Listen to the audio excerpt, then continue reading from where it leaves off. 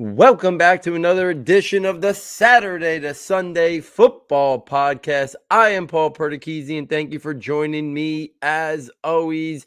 The 2023 NFL Draft Divisional Recap Podcast series continue. Up tonight is the NFC South. If you have missed the previous 4 episodes, please make sure you get back and check out them. I have covered the NFC and AFC East.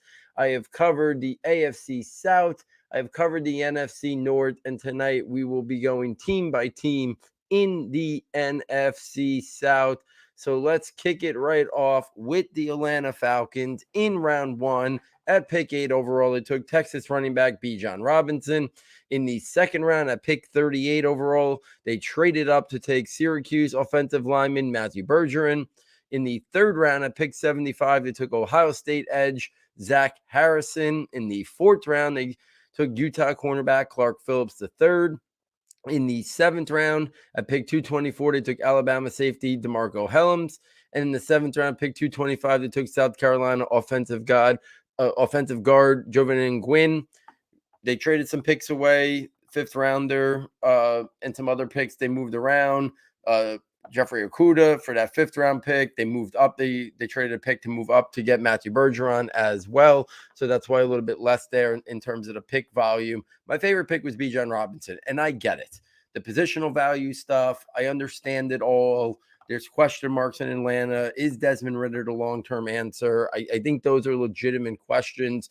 But the truth of the matter is, even as the draft played out, there was no quarterback left for Atlanta at pick 8 unless they loved Will Levis, and I don't think that was the case. I don't think he fits what they want to do there. I was on record as saying if they had a chance at a guy like Anthony Richardson, I think it would have been foolish to take Bijan over him, but he wasn't even there. They weren't in a place where they thought the big move up was the year to do it just yet. Maybe they didn't have conviction in a guy. But what I do understand is that this draft class lacked true blue chip players. And Bijan Robinson is a true blue chip player. And he's the cleanest of the blue chip players in this draft class because it was him and it was Jalen Carter. And we know about the stuff with Jalen Carter that surrounded him and the question marks that are about him in terms of his work ethic, his character, stuff like that. There's none of those words with Bijan Robinson. He, in so many ways, is similar to what Saquon Barkley was coming out as a prospect. For me, personally, he's the best running back prospect that I've scouted here at Saturday, Sunday with Saquon Barkley, hands down. 3-down player, can impact the passing game, can run inside, can run outside, can run with power, can run with speed, can make people miss. He's going to be the identity of that Atlanta Falcons offense. 3 consecutive years, top 10 picks they have spent on really talented skill players from Kyle Pitts to Drake London and now the Bijan Robinson. They are giving Desmond Ridder every opportunity to succeed with 3 really talented skill players and a great offensive line. So many young quarterbacks fail because they either don't have the proper playmakers, they have a poor coach who doesn't understand how to construct a scheme that fits their traits and their strengths, or they have a poor offensive line. Well, Atlanta has basically gone check, check, check. Great skill players, great running attack, great offensive line, and a great play caller they have. So they have everything in place to see what Desmond Ridder can be. Do I think he's the long-term answer? No, but the NFC is wide open. The NFC South is wide open. So I think Atlanta has a real shot to win that division. They'd be my pick to win the division, and that's with Desmond Ridder just being an average quarterback. If he can be above average, if he could be what Colin Kaepernick was to San Francisco way back when, that was my comp for Desmond Ridder.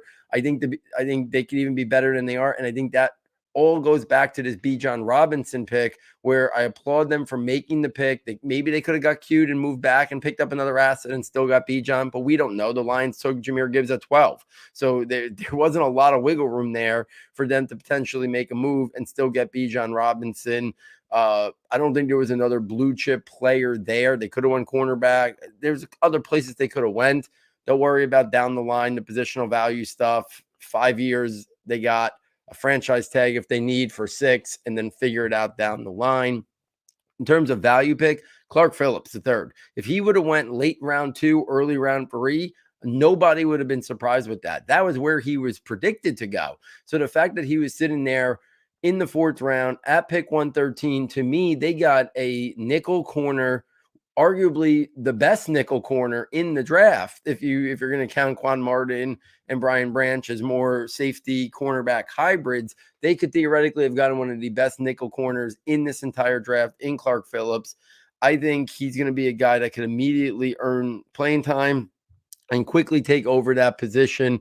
Obviously they have a lot of guys that, that he's going to have to kind of sort things out with, and 4th round picks aren't going to be handed anything. But I think Clark Phillips is going to be a starter. If you consider that nickel position a starter like I do, I love the Clark Phillips pick. I probably should even have for a favorite pick also Matthew Bergeron. I know the trade up, they had to give up a pick to move up there and get Matthew Bergeron. But, post draft, we saw videos that the Cowboys were trying to decide between Matthew Bergeron and Mozzie Smith. I think I understand why they went Mozzie Smith, especially for their division. But I think Matthew Bergeron would have been the better pick. I think he's got more upside. I think this is a guy who could be an all-pro caliber type guard. I think he's got that kind of skill set in him. If he needs to play right tackle, I think he could be a good right tackle, but I think he could be a really good high-level potential Pro Bowl or all-pro caliber guard. I think he fits that scheme perfectly. I love when the pick and the player mesh perfectly, and I think that's what Matthew Bergeron does there with Atlanta, just continuing to fortify that line in terms of the identity that they want their football team to be, which is this power-running football team. And that's going to set up a lot of play action and hopefully set up Drake London, Kyle Pitts making plays too, and then being a little bit more willing to push the ball vertically and take advantage of those weapons. And I think Bergeron helps there. So Bergeron pick great, Bijan pick great, Clark Phillips pick, love the value there. My questionable move, I'm going to say one thing that I think is a little bit questionable, is Zach Harrison wasn't a universal top 100 player. He was one of those guys that was borderline late round 3, early round 4. So maybe they reached a little bit at pick 75. Maybe, he was more of a late round 3. But this was a guy who came to Ohio State as a highly regarded five-star prospect that was supposed to be an elite player at Ohio State. It never materialized, but he did play his best college ball down the stretch of this past season. He's got freakish length. He's got athleticism. There's a lot of traits there to work with. And they were looking for that power defensive end type player. I think Harrison offers that. So I think it might have been a little early. I think that's the one thing I can question about their draft. Because I'm not going to go down the rabbit hole of Bijan at pick 8. There was no quarterback there that I believed in, and I'm sure they saw it similarly. So for me, I'd question the Zach Harrison pick a little bit, but nothing that I don't think it was too far reached. If we keep this moving and go to the Carolina Panthers, obviously not a lot of draft capital because they used a lot of draft capital to move up from 9 to 1 to take Alabama quarterback Bryce Young at number 1 overall. In the 2nd round, they get him some help. At pick 39, they take Mississippi wide receiver Jonathan Mingo. In the 3rd round, they take Oregon edge DJ Johnson. In the 4th round, they take NC State offensive guard Chandler Zavala. In the 5th round, they take Florida State safety nickelback Jamie Robinson. My favorite pick is Bryce Young. The conviction to go up and get him. I know they gave up a lot, and I think they paid handsomely to go up. But as we saw this draft play out, there was a real chance that no quarterback was going to be there at 9 except Will Levis. And right now, the Carolina fan base, people in terms of what you think about Carolina, if it was Will Levis, the pick at number 9, I don't think there'd be a lot of buzz about Carolina. I don't think people would think they're on the way to maybe turning this around. So I applaud them for making the bold move to go up and get Bryce Young. Yes, it costs. They paid the price it is to move up. It hurt to lose DJ Moore, but I do think DJ Moore, I think, is a very good player. I think the perception in terms of draft Twitter is that he's a great player, and I'm not sure he's great. I think he's a very good player. I don't think he's great. I think Jonathan Mingo could replace a lot of the after the catch stuff. I think DJ Moore is better than Jonathan Mingo. But I like Jonathan Mingo. I think he was one of the guys in this draft class that had the size and athleticism, played to that size, played to that athleticism. I don't care about his college stats. I don't care about his market share and all that nonsense because the NFL loved this guy. There were rumors that he could go even late round 1 because people were into him. I've heard the comps athletically and size to, AJ Brown and Deebo Samuel. And I came on this air and said, I don't buy it. He's not that level of player, but I understand the stylistic comps. And I think he ends up now here in a great situation. They only have DJ Chark and Adam Thielen. So there's a lot of targets there to be had right off the bat. They have nothing locked in long term. They don't have their first round pick next year. So they're going to give Jonathan Mingo every opportunity to become one of the major weapons in this offense sooner rather than later. And I think Bryce Young is the type of quarterback who's very good playing off structure, problem solving. I think that's going to be a player that Bryce Young's really going to mesh well with Jonathan Mingo, because Jonathan Mingo is going to be the guy who receives the ball in the perfect place to turn into a runner after the catch. Bryce Young is very good at buying time in the pocket, and that's going to allow Jonathan Mingo to use that strength and physicality to get a little space when he needs it and then find them. I think they're going to be a really good duo there. So those would be the guys that I would say I love those two picks right there. I think they got some really good value picks. Chandler Zavala, I know there might have been some medicals that dropped him to the 4th round, but there were people who thought late round 2 to somewhere on round 3 was a lock for Chandler Zavala. He was in everybody's top 100. Everyone was projecting him to go day 2. They potentially got a starting offensive guard at pick 114. He ends up playing right next to his former teammate, Iggy Ekwonu. So I really like that pairing there. Adds another guy who's going to really fortify that offensive line, hopefully in front of Bryce Young. Jamie Robinson, there were people who thought he could slide into the end of round 3 or early portion of round 4, but the safeties just kind of fell in this draft class. Even a guy like him, like a hybrid player like that, we also saw with Antonio Johnson and Jamie Robinson, guys who we both thought could go late round 3, ended up falling to the 5th round. So I really like that pick. I think he can compete for a starting job. I mean, I look at this draft class and I think they could legitimately have 4 guys that start. And then I'll go to my questionable pick. I thought DJ Johnson at pick 80 was a little early. He wasn't in a lot of people's 3-round mocks. He wasn't really up high at pick 8, near 80 in the consensus board. Most people thought he was an intriguing pass rushing prospect, more of a early day 3 or around 4. So maybe they reached a half a round to a round on DJ Johnson. So that would be the one thing I would question. But all in all, I really like what the Panthers did there. I know they had limited picks. But the bold move up, getting their guy, I think they did a really strong job. If we take this to the Saints in the 1st round, pick 29 overall, they took Clemson defensive tackle Brian Breesy. In the 2nd round, at pick 40, they took Notre Dame edge Isaiah Foskey. In the 3rd round, at pick 71, they took TCU running back Kendry Miller. In the 4th round, at pick 103, they took Old Dominion offensive guard Nick Saldiveri. In the 4th round, they also took at pick 127 Fresno State quarterback Jake Haener. They traded back into the round to get him. In the 5th round, they took Minnesota safety Jordan Howden at 146. And in the 6th round, at pick 195, they took Wake Forest wide receiver A.T. Perry. My favorite pick was Kendry Miller. I think Alvin Kamara probably will be serving a 6-game suspension this year, and I could easily see him no longer being a member of the Saints following this year.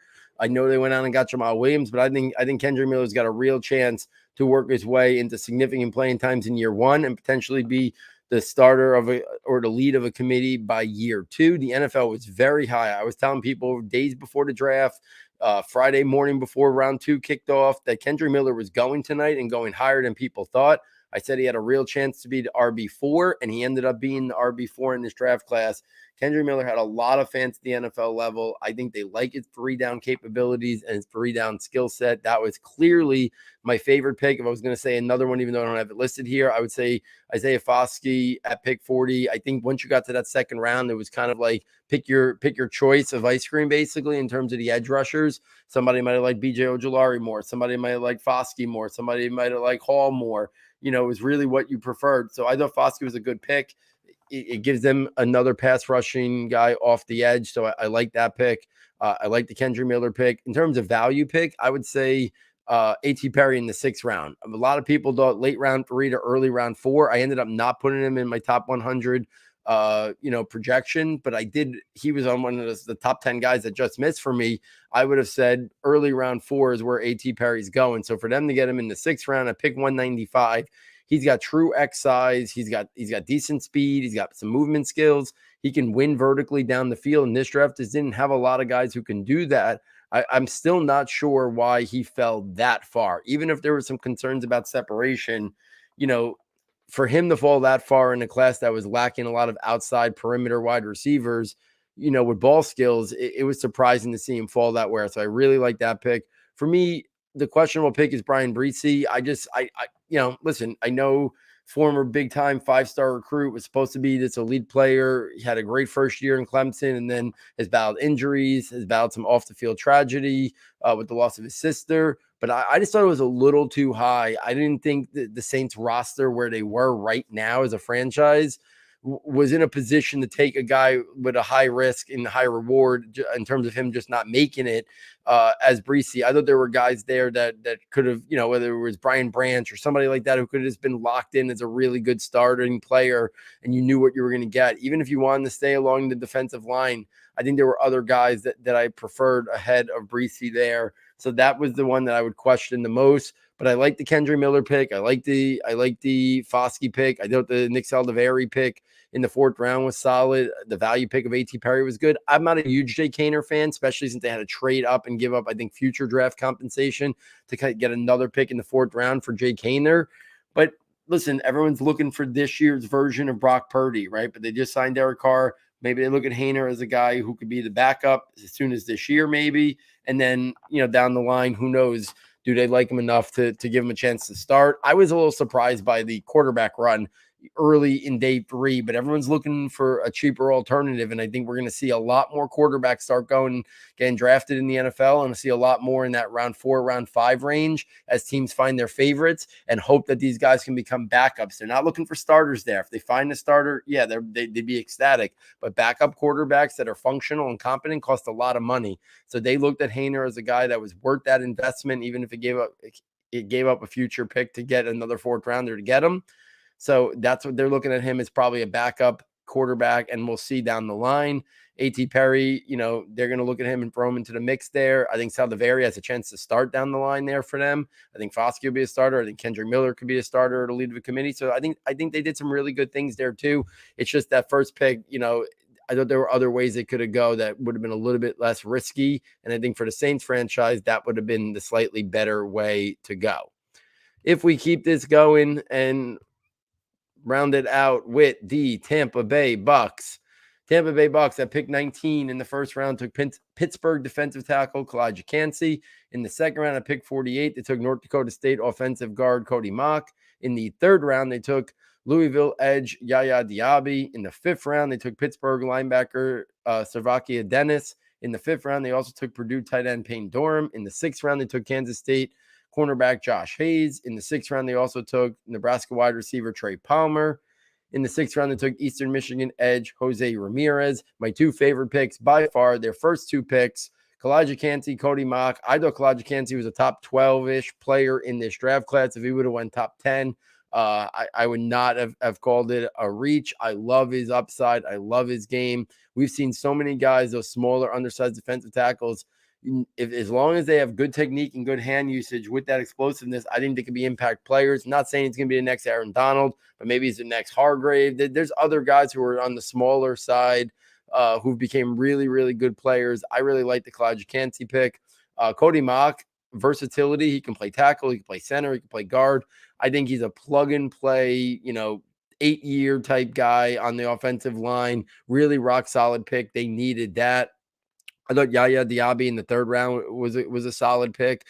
He very athletic guy. We knew he was rising in the pre-draft process. My favorite value pick was Trey Palmer. For a while, there was a lot of buzz that Trey Palmer maybe could go somewhere late round 3. I wasn't projecting that. I didn't see a lot of people except some mocks that had 3 rounds. But I thought he was going to be an early round 4 guy. I thought former 5-star recruit, the athleticism, the speed, the explosiveness.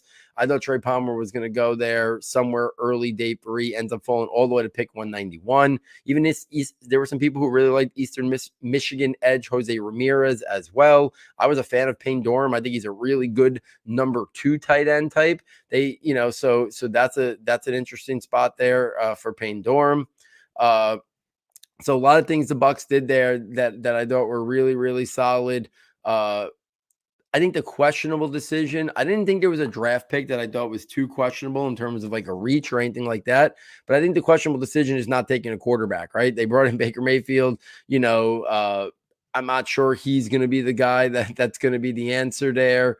So it's one of those things where I'm surprised they didn't maybe pull the trigger on the Will Levis, especially when he was still there. I thought maybe that would have made some sense, but there it looks like they're willing to kind of go into the year here and say, okay, we have Baker Mayfield. We'll see what Kyle Trask can offer. I never understood the Kyle Trask pick. I always thought it was way too early, and I'll continue to think he's not an NFL starter. But I think they're hoping that they catch lightning in a bottle a little bit with Baker Mayfield and see what they got for a year or so and kind of reassess the quarterback decision down the line there. But I think that's what they're kind of hoping for there. So if I was going to rank favorite draft, I really like this division as a whole. I can go through and really make a strong case that I liked a lot of these moves. I would say I'd have to say Carolina is my favorite because I did like all 5 of their picks. I thought DJ Johnson was a slight reach, but I like the other 4 players a lot. I like them getting their quarterback. So I'd say Carolina 1. I'd say Atlanta 2. Other people might be down on what Atlanta did, but I really like the Bijan, the Bergeron, and the Clark Phillips picks. And I understand the Zach Harrison pick. So I would say Atlanta 2. I would say then I would probably say, I think I'm going to say Tampa Bay 3 because I love Kalijah Kancey and I love Cody Mock and I had no other issues with their other picks. I thought they didn't reach. I thought they got decent value or took guys where they should have. So I would say Carolina 1, Atlanta 2, Tampa Bay 3, and then the Saints 4. And listen, the Saints, I still think they had a pretty good draft. I didn't love the Breesy pick. Remember, they were giving away draft capital last year to get 2 first-round picks last year. Didn't love that process.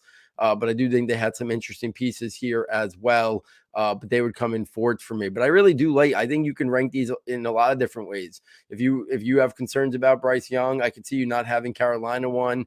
I could see Atlanta, if you're really worried about the positional value stuff, I could see people having Atlanta at 3 or 4. I like what they did. I like what they've kind of created there with that run game, and that's their philosophy right now. And they're going to give Desmond Ridder every chance to start. And I love the Clark Phillips pick, and I really like the Bergeron pick. And Bijan, to me, was one of the true blue chippers in this draft class. So getting him at 8, I totally understand. So there was a really strong overall draft for the NFC South. I think every team improved themselves. It'll be interesting to see kind of how that division unfolds. It could be one of those divisions that the first 1 to 8 or 9 wins that division. And I think it's hard to know, who that team could be right now. If I was picking, I'd pick Atlanta right now. But I think it's really up for grabs in terms of how that goes. If Bryce Young is good right off the bat, Carolina could be in the mix. Maybe the Saints can bounce back. And if Carr plays well, they could be in it. But so I think it's kind of wide open. I don't think Tampa, I'd be surprised if Tampa's in the mix. But I do think Saints, Panthers, and Falcons all in the mix there to win that division. Guys, if you're enjoying these recap pods, please get over to the website, SS Football, the fastest and quickest way to get there. It is still not too late to check out the premium content tab and check out the premium notebooks for $9.99. You get access to all of our premium content. You get the rankings notebook, which has my dynasty rookie rankings updated just about every couple of days. I look through it and move things kind of by what I'm doing in terms of my drafts and stuff like that. I just did 2023 IDP dynasty rookie rankings. We have my draft rankings that were just based on film. We have our Devy rankings, and then soon to be updated with everything that happened in free agency and the draft, our positional overall dynasty rankings. So I will take into account all the rookies that just got drafted, plus all the movement in free agency, and I will update those tabs in the near future as well. You get the scouting notebook, 100 detailed player profiles, and then you also get the draft projections notebook. And while the draft is come and gone, there is 400 players worth in there, snapshot of how they win, their strengths, some developmental or concerning areas. So a lot of information there. If you're somebody that needs some snapshots on players for IDP, I think the draft projections notebook is a great resource. If you're still catching up on teams, players that your team's drafted, or UDFA prospects after rookie mini camps, they're probably in there as well. You can get information on just about almost 400 players as well. All of it for $9.99. Best way to support the show and help us continue to do what we do here at Saturday to Sunday. We will continue with these recap pods. We have 3 more to go before we kind of turn the page to some other stuff here, draft related. Remember, we will stay on the draft and all things from this draft basically until sometime in early July. We'll start to turn the page a little bit, but we're going to cover this from every single angle possible. So all of May, all of June will be dedicated to talking about this draft, talking dynasty, talking fantasy, bringing guests on to kind of recap what they thought of the draft, favorite fits, favorite first year, breakouts in terms of who can seamlessly make the transition, favorite drafts, least favorite drafts, and so many guests from the industry set up as well. So on behalf of our sound tech engineer, David Nakano, and myself, thank you for joining us, and we look forward next time taking you from Saturday to Sunday.